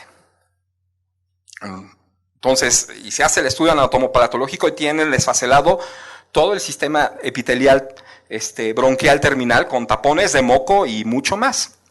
Entonces, eso sería primero. Ahora, ¿sigue siendo broncoespasmo o también ya evoluciona a un SDRA? Porque también hay que recordar que la sobredistensión condiciona a bolotrauma y se condiciona también un signo de dificultad respiratoria. Es crisis asmática más a una neumonía. Entonces, ¿qué más hacer? Si de veras estás muy seguro de que ya no hay más que hacer, si hay ECMO, pues sería la primera opción. Nosotros no tenemos ECMO como tal implementada en el servicio. Y pues básicamente. No hay muchas otras. Sí, básicamente. Muy bien, doctor. ¿Hay alguna pregunta del foro en este momento? Adelante, por favor. Aumentadas y con disminución de los hertz sirven para optimizar esos casos. Creo está muy interesante lo del PEP y lo del colapso dinámico. Sin embargo, también está descrito la utilización del PEP como la última maniobra que indicabas, que es el PEP, utilizar el PEP al PEP inadvertido. Se ha sugerido usar un 80% del PEP inadvertido de forma basal y evaluar el comportamiento en base al cálculo de las constantes de tiempo. Seguramente también puede servir eso, pero no sé si hay alguna otra estrategia más que consideren o alguna modalidad ventilatoria reciente que haya venido, tipo control volumen regulado por presión o algo que haya resultado mejor en este tipo de casos. Bueno, cierto, está descrita la ventilación de alta frecuencia para los pacientes con problemas obstructivos. La teoría dice que podría beneficiarse con bajos hertz, pero todo depende del tubo y de la edad del paciente. Y supuestamente, o mejor dicho, lo que pasa durante alta frecuencia es que tanto la inspiración como la expiración utilizan energía. Entonces, prácticamente está succionando durante la expiración al paciente. La experiencia del Hospital Infantil de México en crisis asmática es, sí vamos a usar ventilación de alta frecuencia, siempre y cuando el comportamiento fuera colapsable, porque la alta frecuencia depende de presiones medias. Si le pones presiones medias y tu comportamiento es un tubo dinámico, perdón, no es un tubo dinámico, es un tubo rígido y está obstruido por completo, ni la alta frecuencia puede llegar a sacarlo y puede empeorar el caso y puede hiperinsuflar. Y nos ha tocado llegar y sacar niños en donde fueron aumentando progresivamente presión media con hertz de 2.5 y por arte de magia, en el momento de desconectarlo y pasarlo a una ventilación convencional, el problema de hiperinsuflación disminuye. ¿Cuál es el problema de alta frecuencia? ¿Por qué en los adultos no está funcionando? No en SDRA, no nada más en asma, en SDRA. Hay un artículo reciente que acaba de ser publicado en pacientes adultos en donde echaron para atrás la alta frecuencia y no le vieron ningún beneficio. Se dice que es muy dependiente del operador y se requiere de una curva de aprendizaje para poderlo manejar adecuadamente. En relación con la otra pregunta era... Nuevas modalidades. Nuevas modas. No están descritas, realmente es con la que tú te sientas en confianza. Puedes usar presión control, y puedes pasarlo a moda SIMB en cuanto sea posible, porque le conviene más al paciente en cuanto a su distribución de flujo pulmonar que el diafragma se contraiga, porque eso va a redistribuir mejor el flujo pulmonar a las áreas cercanas al diafragma y va a mejorar la ventilación. Nuevas modas como tal, descritas con evidencia, no las tengo. Y la otra era el PIP, el 80% del PIP con el PIP programado. Sí es cierto, puede ser 80% o puede ser el 100% del autopip. Incluso, tú programas el PIP programado, te da 5 de PEP, programas el 5 de PEP y puedes incluso hacer una segunda maniobra de pausa expiratoria, y vuelve a brincar. Incluso está descrito que si vuelve a brincar, por ejemplo, de 5 que ya tenías, te brinca 8 y lo vuelves a programar, a lo mejor es 8 el que tú necesitas para mantener la vía aérea permeable, la vía aérea terminal permeable. Es decir, a lo mejor el 5 de PIP autopip que tú viste al principio era el del 80% de los alveolos, porque no todos los alveolos están ventilados de manera homogénea, ni todos los alveolos tienen constantes de tiempo de manera homogénea. Entonces, haces la primera maniobra, le programas el PIP, el autopip que tú programaste y puedes seguir una segunda maniobra y ver si vuelve a brincar. Si vuelve a brincar 2 veces, programas 8 o 10 y ahí te quedas. PIP máximo de 10 sería bueno. El doctor Esteban Monroy del Hospital de la Niñez Oaxaqueña, aprovecho para mandarle un saludo, pregunta, ¿cuál es la utilidad de la termoplastía bronquial y de anticuerpos monoclonales para IgE? Por IgE. Ya, me tocó termoplastía. Bueno, la termoplastía no es un tratamiento para crisis asmática. La termoplastía más bien es un tratamiento de lo más nuevo que hay para asmas de difícil control en pacientes que están remodelados. El concepto de remodelación bronquial pues también es relativamente reciente y ahora se sabe que un bronquio que está crónicamente inflamado empieza a sufrir cambios estructurales, hay depósito de fibroblastos, es decir, el bronquio se fibrosa y hay hiperplasia de músculo liso y esto hace que los bronquios se vuelvan rígidos. Esto es lo que se llama remodelación bronquial y estos pacientes remodelados ya no responden ni a broncodilatador ni a esteroide. Entonces, esto está, bien documentado en adultos. El problema en pediatría es que no sabemos exactamente a partir de qué edad un niño se empieza a remodelar porque tendremos que estar biopsiando asmáticos a diferentes edades para ver a partir de qué edad.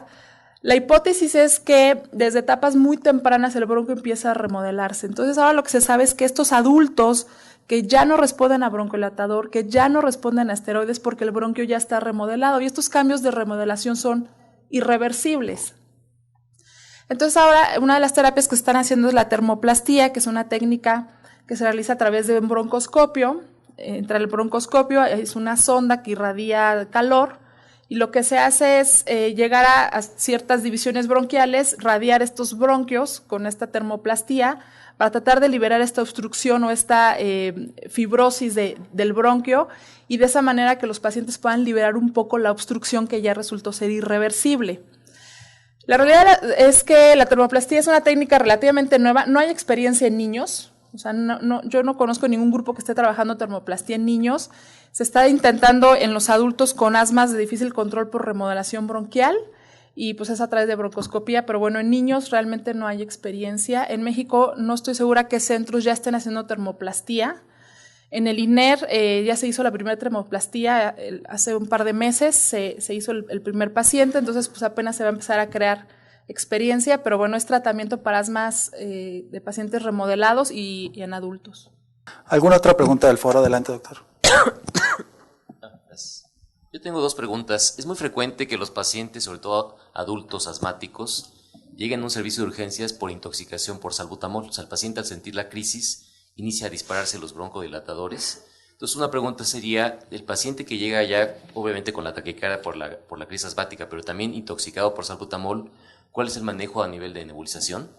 Y la segunda, si hay trabajos recientes asociados a uso de furosemida inhalado en crisis asmática.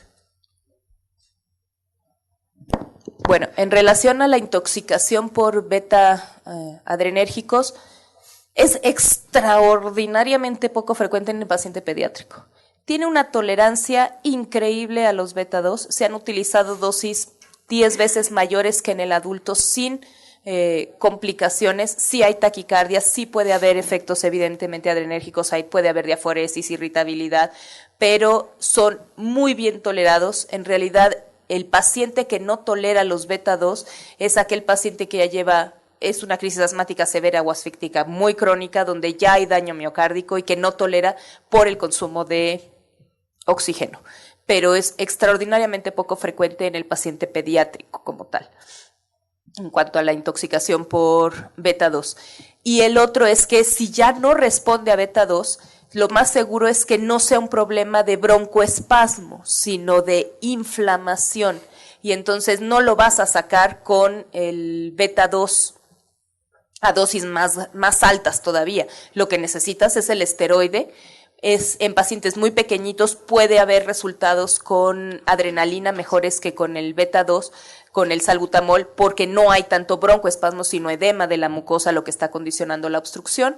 Y otras alternativas pues, pudiera ser, si es que el beta 2 no tiene efecto por la obstrucción que no permita el depósito, considerar las terapias intravenosas en ese sentido. En cuanto a furosemide, la verdad es que yo no tengo experiencia. Sí se habló de él muchísimo hace 10 años, muchos años, pero no he leído nada en los últimos 5 años con respecto a furosemide.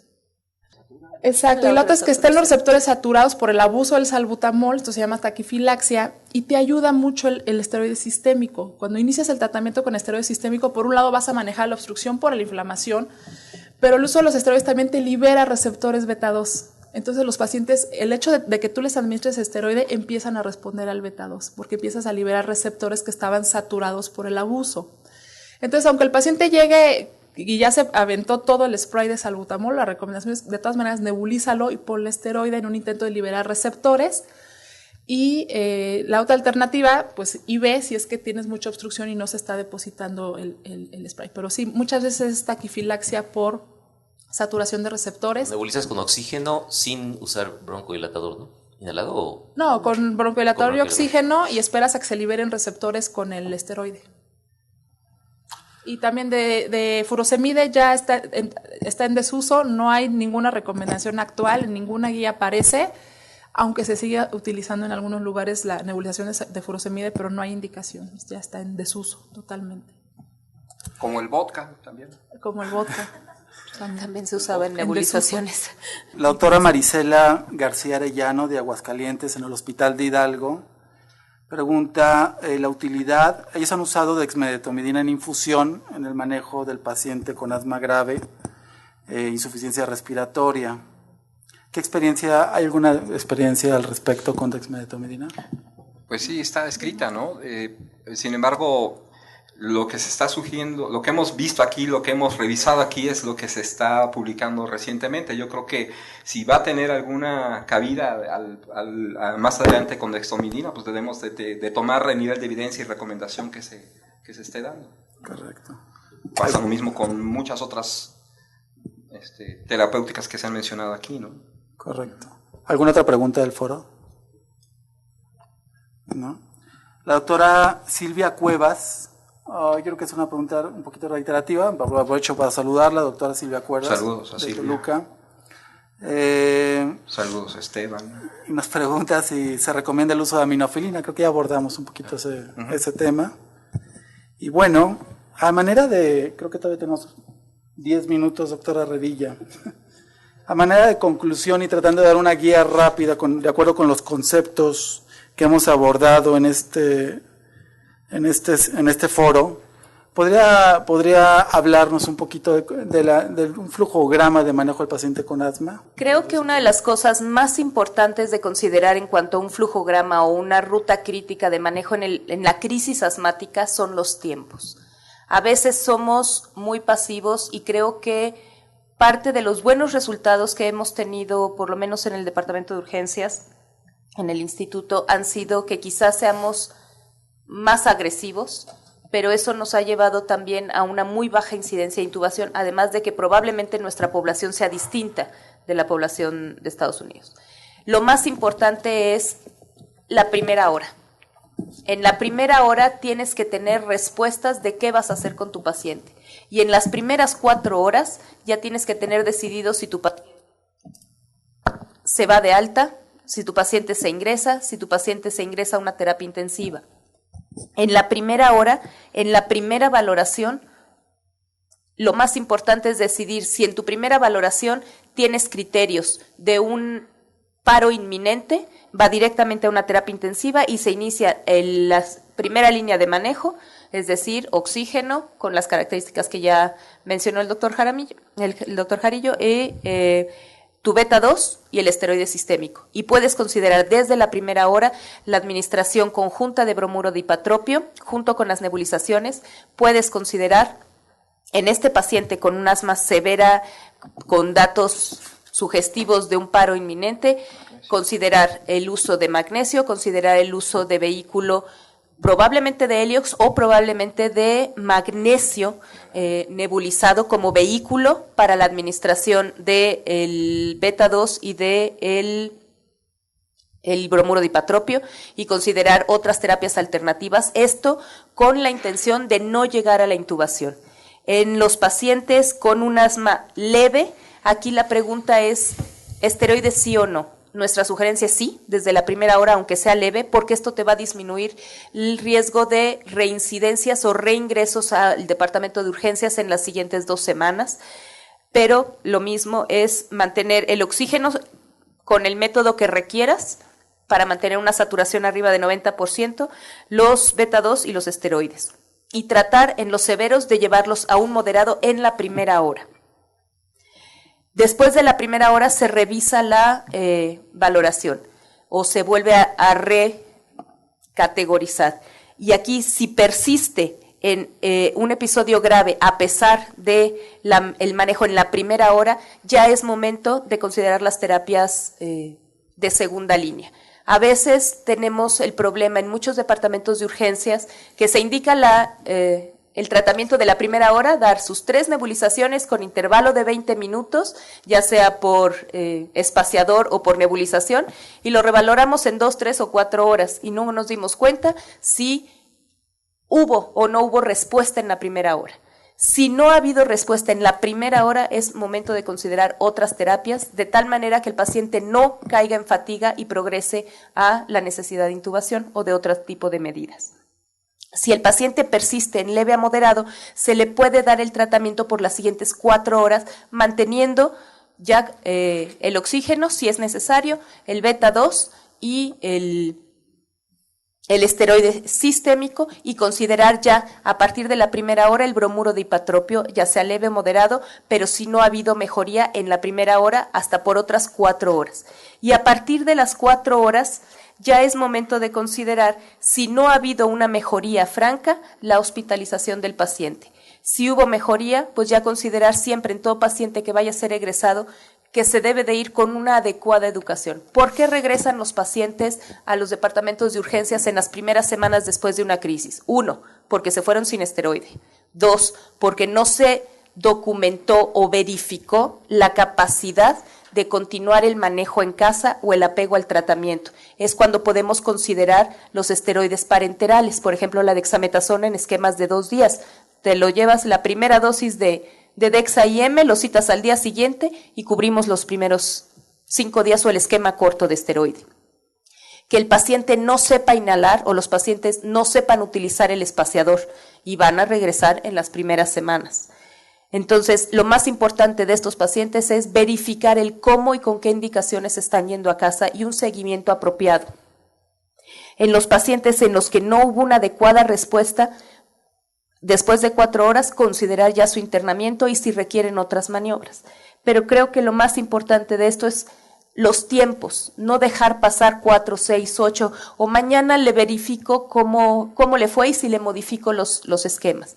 Y a veces por default también dejamos nebulizaciones cada 4 o cada 6 horas. Si en la primera hora, con intervalos de 20 minutos, no hubo una respuesta satisfactoria, las siguientes 4 horas se nebuliza cada hora. Y después, dependiendo de la evolución del paciente, podemos ir espaciando las nebulizaciones a cada 2 horas, cada 4 horas, pero no irnos desde un principio con nebulizaciones cada 4, cada 6, cada 8, porque entonces no vamos a remitir la crisis asmática. Creo que eso son Nos los quedan puntos. 3 minutitos. ¿Algún comentario final de los ponentes? Pues nada más no, yo que soy neumólogo y a mí me toca trabajar con los pacientes que ustedes dan de alta. Importante, en la mayoría de los hospitales manejan bien las crisis asmáticas. Yo estoy de acuerdo con la doctora que el índice de intubación es bajísimo. También en el instituto, excepcionalmente se llega a intubar un paciente, de verdad, es bajísima la posibilidad. Y en el hospital infantil igual. Igual. Igual. Yo creo y aquí que en Médica Sur también. Yo creo que las crisis asmáticas se manejan relativamente bien. Lo importante y el mensaje que yo quisiera dejarles es, todo paciente que saquen de una crisis asmática forzosamente se tiene que ir con esteroide inhalado, forzosamente. Muchos pacientes los dan de alta con el esquema corto sistémico, sus 5 o 7 días de prednisona, de metilprednisona,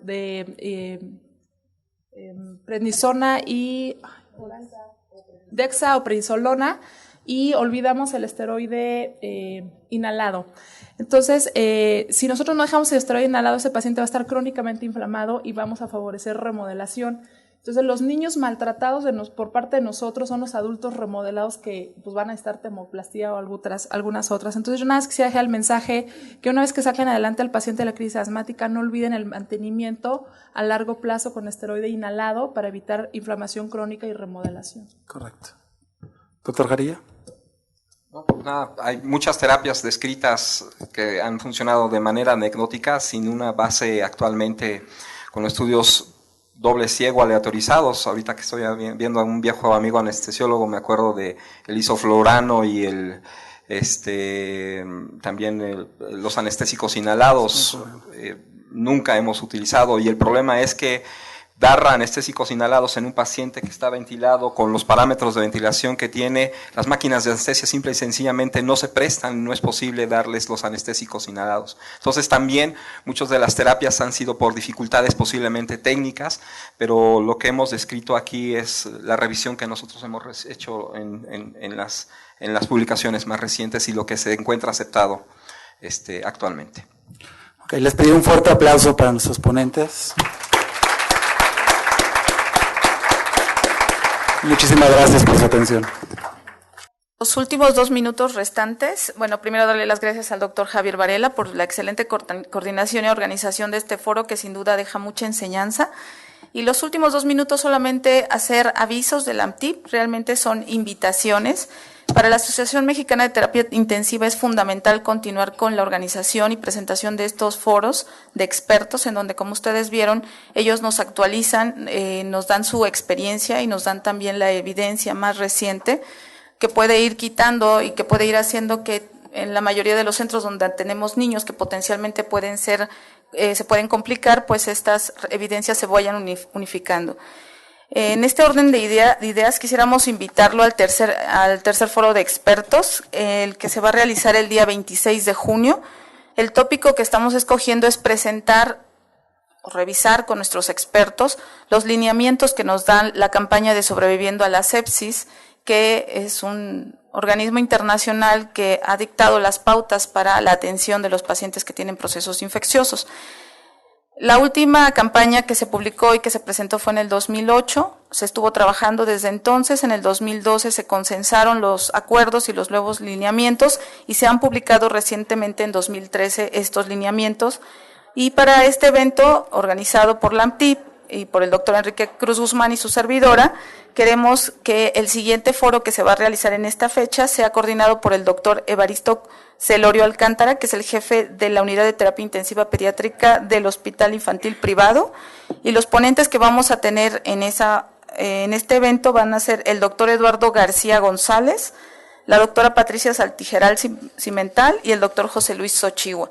Asimismo, y por último, invitarlos a el simposium del AMTIP, que se va a realizar el 29 de mayo, igual en las instalaciones del Infantil Privado. El tema, que este es un tema ya de terapia intensiva, va a ser insuficiencia hepática aguda, soporte intensivo y trasplante.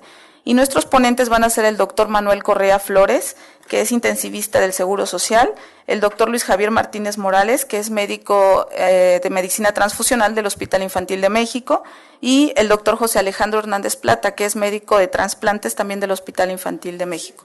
Muchas gracias por su atención.